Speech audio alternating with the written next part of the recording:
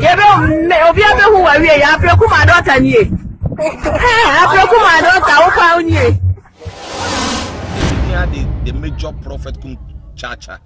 On say me catch was say, Bomaden too much GH. On say me can ye nyane. Bonne pan kasi ye pe wo wi ase asondin. Asondin ti na Adam. Won hu nyame yenu nyam no. Won hu niam bi a wo hwehwehwehwe. E wo other place ni ade. Cat won. Na Bomaden na be hwe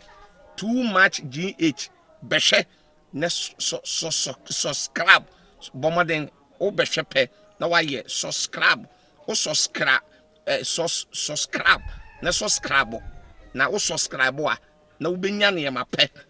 a wo pe ne ma papa a wo pe ahwe nyame hira na ura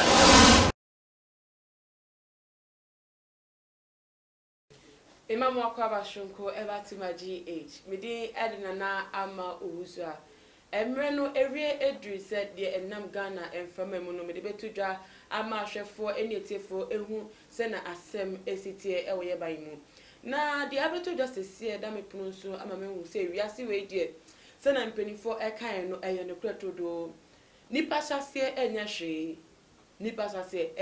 na na wiye no ena ya asem enunti NS Smith eto nyuma to se wo bobo wo sun eweye o ewe asem obi nim se saa nyum na to no nim de o kenti no to saa nyum na e no kware o ewe ye de nipa we eye mobo nipa we ye enye bako se na ebusafo de ntia me ka ewe asem a se mere kra asa wo ho ne se eye osofo kese a wo ga na hase a se oka 10 to 20 years ago de baby a obe fe bia radio station bia te TV station bia ni din kwan na de obia no so obia bo aso no kwan e osofo Ghana ha say baby a be fe bia ni din edem baby a be fe bia ni din edem na enne dey se woni ko boss a papa yi so a waji ni din pen e wonyame mu orebe ho ebuzafo orebe ho na wie ye entina Bible ka say wu say enkofo koso wo mutu anamo wo mu koso ma babo wo madwuma mu tese sika ba ma fa empentem enye jealous empentem envy because unim tena na we yete unim be bi ofefi a okonya nsika eno ti ko ma we ni brain cra said tese 10 years or 20 years ago we ni brain kaku a me be ka no asem kra enkene enye fa pa ene ugina bia na me ke eye Apraku my daughter Emmanuel so far wotimi eko radio station ko ka kire eye Ghana for e ka che Ghana for say wono nyame eyi nyame bi eni so a che ne Nyankopon afre ne Nyankopon obo nipa a obo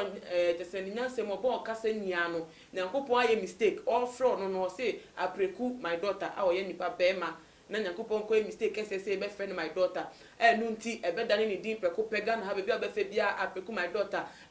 daughter obi ye evangelist ye prophet in century no ye e wona brain over 20 years ago no dey jai enuti krampo na be se net ni di won kofa no so no kutu se century na kese de wa ye bi pen ye ka crusade kese wa ye bi pen e wo Ghana ha se ye ka ye asofo mu djom din ye die na watofie we watoka we na sase da ha na sorry kese a nipa bodompe ho na enu nyina se di ni wajibi kese pa tese de chinsa empoda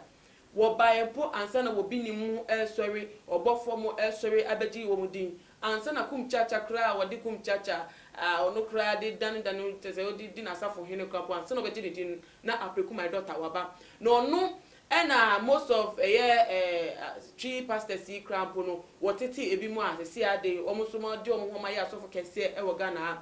na ene dey yetete ha na video bi ebeto dwa na video ni mu na ase abrante bi a wonanti wo hu so wo ko nenim so sa nechi so fa nchen wo hu de oye no ho aso ko kakra no ejina ta ase wo bi a wanom nsa sana na ongako na wo video no mu all nante na eye nkofo a wo di onukako nechi ena ma ye hu onukako a onam ho no because yenim Apraku my daughter but yan friends sunu da say da chiama David beba ama Apraku my daughter abeye korinsenya matese wo bi kra benya no ho asem aka na picture yi ana video yi beto ja obi ejeche maybe dey church na nen we ye ni nti Apraku my daughter ni enti esi ade korinseni na wada no ye nkwohwe say Apraku my daughter no kware mu wono ena wona ma tese wo hu de wo koye se wo ko nanim se wo sign echi se wo ba nchen se wo beti ahwe de oye kra wo hu ena wo bese bese na no de sensawe wo de ensusa so de bani paso no sa pepepe ena aye no aye chaka ena na bom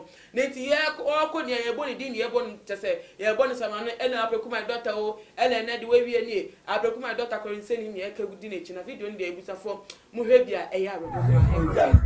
nja de be me so ato Apraku my daughter Apraku nie me do ya me bo o ba bo no esa bo ma ni so ye bia ma Abua Apraku my daughter we ya me sure about the child me do go for social media obi e be wa Apraku my daughter wona wa buru nsa no pense nti se ne a wo ye nyina wa di ni sika so be bo mpan ama me da wa mo mpan eni nie Apraku my daughter who fi we achi wo ya me se me who fi Apraku my daughter mama mi pia mbo fom ala chukwa wachi kwa ma hwew Apraku my daughter nti wa wie ye nie wan ya de won se nyankopon se wan fa ne kwan papa no so anso wo be mo wadane debu katineza won se nyankopon ayo wan Apraku my daughter ente se o Apraku my daughter wani mi ni me de ko ma kene de Japan sena mo he no pepe Apraku my daughter na wie ye ni o onyami nipa oye evangelist ye teacher ye prophet ese ye apostle ene na wie ye ni ensencheni bebre na wo ye no ene na wie ye ni Apraku my daughter te say radio stations ain't me nko so aji wo man inviting for program am na be de aye akan se makese wo ho aye preaching eno ena na wie ye ni o ebusuafo se ye kan pa 2020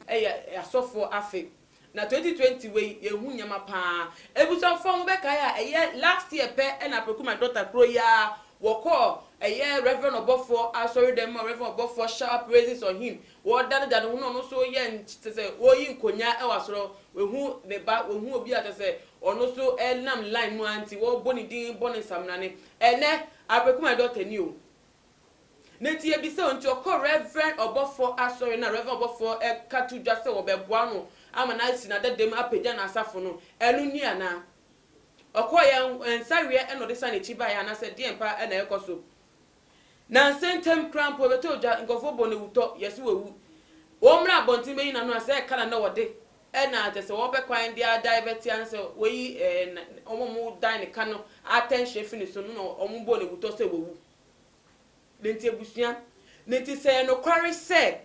wo si so na wo gini din eye nsenkyereni eye sorry preach wo radio station tinyame din ena no de nam ene wodi no kware amanyame a enu nti kada wie yani meaning Bible kra David ka say ohun otreni ni a na sefo stress ade da na otreni ni na sefo ntimi stress ade no no otreni ni oti ase no ono a obedi treni ase na sefo stress ade no ono so otimi basasa ono no otimi yakorinseni ono no etimi hia no Manchester na brabo ye basa ma ne nante basa sei e ma ne koye korinseni we die embeli for me hu bida so what the Bible na enam sa brena na o gini din Apraku my daughter and Apraku my daughter wo ye crusade jin kofo sika boma po kan sema kese enkom sha kese ene crusade akese miracle se bi tese we ni twemu kra post ni ye de bu nenti se koni nyame ene ye se duma nenti kanya kupon be hwe pa nyankopon se ne nim ni ya kire no Bible mu se no sitie enti ko be hwe no amna abaye ko hwe ni se esi ase ko hwibra na obodo ensa no obi ono msa de respect bi eni no ho obi emu no ena girls di na cha yes na ye di no ho fawi enti ebusuafo Bible aka ena se na esi ewo eye Apraku my daughter brabom na pate se no kware todo mu betimi aba ebetimi be di nyame ho few eni na me di agro aye de ope aye rough na se ye dan ara se na meti ase nko ade na ni din etre nko ade eye dan ara waketu abeba enu na eye Apraku my daughter de na mo sa no enu ena Apraku my daughter ede na mo sa no enya Apraku my daughter nko ho ne 2020 ebre wo mu he the sit show nyama enkofo etese edan na di wo ho ensema ya keka wo ho no enye nim gwase ni bia na eba wo mo so maka ne so na ti se wo nam ho abrante wesi so na obebe bra pa bi abo ayedwumaden se o pese onyo sofo so obakọ pe bebi ate no ahwenyame anim atwe nyame anim so obefre wankasa nya wo telephone call na obemiamia numbers bi akasa nyakopọ afro da bi obetwen kosi se nyakopọ ankasa beto ne sade afro atu tesa asra wo atuma obebi awokọ akire de obeye anso na wakwa no apedisa ohwe wo mu sha ase gidigidi enye sika niska hwe ewieye bi a omunya enimguase atantade na aba na brabom ebusafo ye hwese na Ghana fo bi so react to video na bra wo moni ebo eso no we if common sense for life I say na God himself they pay you. God go pay all the fake prophets and pastors well onu so di tumi pa asa nyankopɔ ankasa na etua ne ka wo di di fɛw a ɛyɛ de ya so wɔte wɔ kwa no sa te ase nkwa de wo benya wɔn to no pa na etua ɛyɛ Apraku my daughter ne so ka ama na brabo ɛyɛ basanti saa so ɛna de bɛyɛ asɔfo ɛne edifo atrofo ni a wɔn wɔ Ghana ha wɔn bo apodi nkɔfo sika efi wɔn nsem wesu efi kofi yɛ bo ɔsɛ the beginning of life is not difficult but the end the elders say also edene de ato se na mechanic no say ababa hya se de or how be enim enye dem bia sa oba nyinsen a 9 months e de gara 9 months du a obekọ no akochim no opia ne ye a akola na be pie akola ne pie a enye adwumaden bia na besi wo tete wo e de obenyi se hwe ne ye nkwa de obenyi na obewu no de obeya na brabo echi no enu ne asem a ehu hyanti penifo kan ya no mommoa se wo sha se ye from onyi na fo hyehyɛ ye ne sika di ye hye ne fuma no ene na wie ye ene ensare enu nti ye mfa ntu ye ho fo we su efri Lydia asabia o say the lady behind him accusing him and judging him is foolish. Is she the one to judge him? Ono so actually no ndo hu ni say besi ene so wa wearing so say just why tata je bi say no why e fikra na hunya say obi besere because enyo no na ebe ye no obebu na 20 and say na nka ma na omudi na chi no wo mo nsere na embo ni din esa wo so adwen no we so efi Amanda was say I am sad for him. The end is the asemo ono so achena Joseph ono so nira hopa ohun video no hu say na Apraku my daughter nama wo dege tete straight at us and obetia he watchia 360 bi o twa no hu de oye no hu no aye na rehopa no nim da say that chi ba ama eya Apraku my daughter na brabo abe tantan say enu nti eweye asem no eye no krepe say na impenifo eka no sa meka se me kan comment na koyi ni ma utumi se obi a ohun ye do bi ni post bia no asem no eye futu kase pa edi ama no wo mu so eye omu ya no eye obo ya wo mu so omu tese omu ka ejegum so omu ka ejegum omu ya no mo ntimi de besi ha wo so wo hwe dia ne wadwen twe efa eye Apraku my daughter se sia na braba wo bo a wo de tin wiase mu se wo sofo waji udin pe na udi nyame din anante etu anamo aye intentionally aka nyame asem apem aka se we nyame akoa na enne ensare na wodi tese wodi twaso diempa eno betimi aka found o woka bia fatudwa e wo tuma GH ye comment section e man we fi se video e obe share e dem adofo ebusuafo no mso hu se na eye Apraku my daughter na Bible no akowie Tuma GH betimi afle e wo Instagram @tumagh_. Bidi edena na ama ohuso aha ede mrebe mam kwan amdwumedie no esi chene so